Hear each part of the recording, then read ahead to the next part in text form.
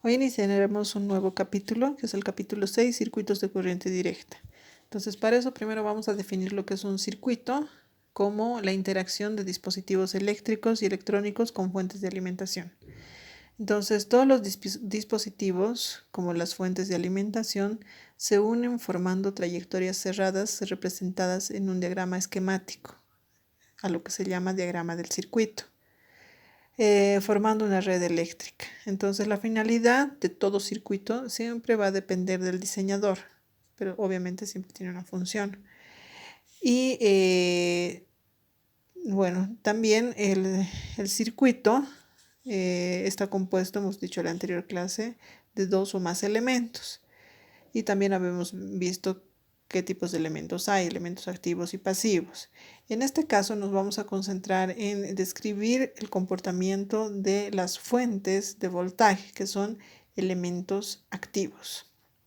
Entonces acá yo tengo una gráfica de la diferencia de potencial versus el tiempo de una fuente ideal, que quiere decir que el voltaje no cambia conforme va pasando el tiempo. Esto en el caso de una fuente ideal, pero en la vida real vemos que no tenemos este tipo de fuentes. Entonces podemos dividirlas en dos tipos, las fuentes alternas y las continuas.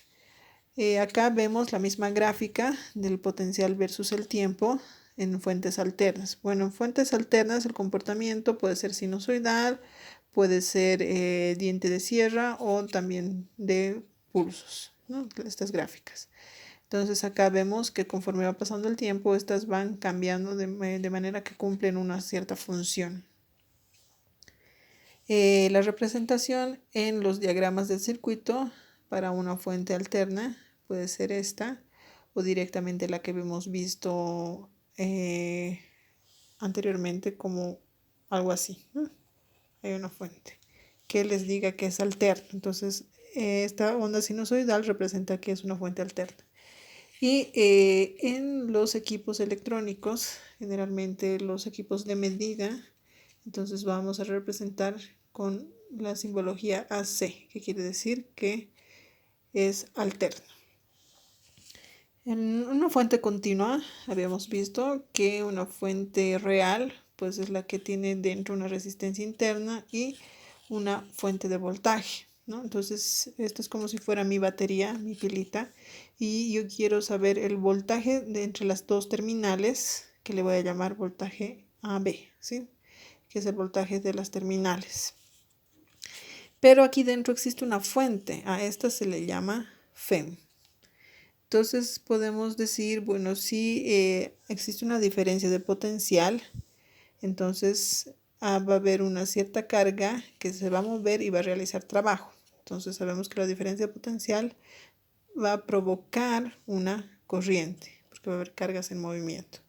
Y en la simbología, cuando hablamos de fuente continua, pues se simboliza de esta manera, ya no acá como una onda sinusoidal, sino como líneas paralelas e incluso acá se representa así de esta manera, ¿no?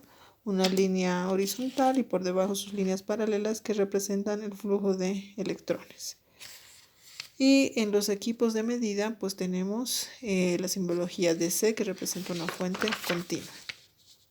Bien. Lo que vamos a definir ahora es el convenio de la dirección de la corriente.